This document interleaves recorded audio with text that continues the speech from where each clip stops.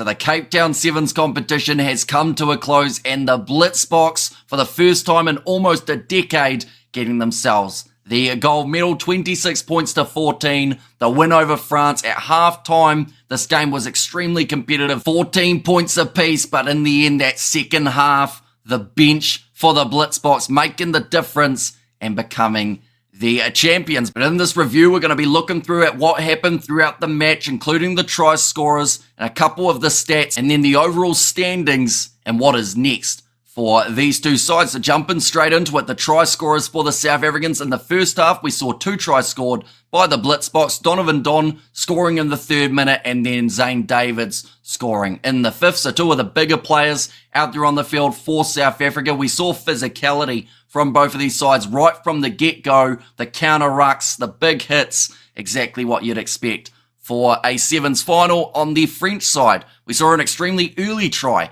coming for the French, and that was from Pozelgaise, whose name I still can't say. I'm going to have to get it right, though, because that man is extremely talented, and I believe will be in this French side for quite some time. Their second try, Varian Pasquet, managed to score it right at the end of the first half to take both of these sides to 14 points at the end of the first 7 minutes. But the difference was, once again, that second half. Shilton van Wyk, for 2 games in a row, has made his way off the bench and managed to score himself a try. He scored it in the 9th, and that was followed up with another try from the Blitzboks. David Brits scoring in the 10th, and also Ricardo James Duarte getting 3 out of his 4 kicks over, which could have been the difference had France found a bit more of an answer in the second 7 minutes. But the first half stats were quite interesting because South Africa only made about 55% of their tackles. France were tackling a little bit higher, but they were going for a lot more offloads, the French. And in the end, that actually was one thing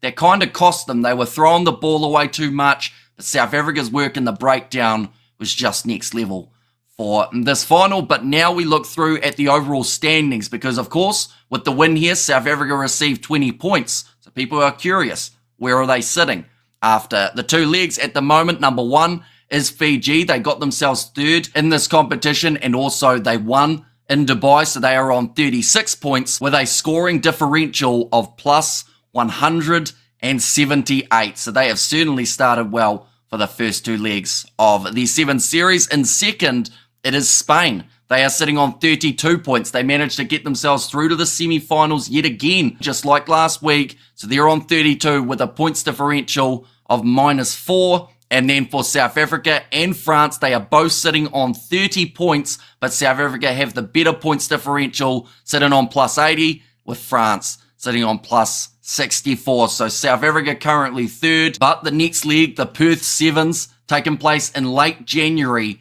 Perhaps that can change. We will either see the Blitzboks climb, or we'll see them go down just that little bit. But do let me know, ladies and gentlemen, what you thought of this final. I feel like it was a great way to end a shortened competition. I will be honest, I'm not the biggest fan of these sides only playing 4 matches and then that's it. I do prefer the 6-match format with 2 sides from each pool going through rather than going into the straight semis from the group stage, but that takes absolutely nothing away from what South Africa were able to do throughout this competition. Dominating Ireland, beating Argentina comfortably, having a tough game up against the Spanish in the quarters, but pulling through by 7 and then beating the French in the final by the 12 points. But nonetheless, I do thank you all very much for tuning in. If you did enjoy, be sure to leave a like and subscribe, and I will see you all for the next one.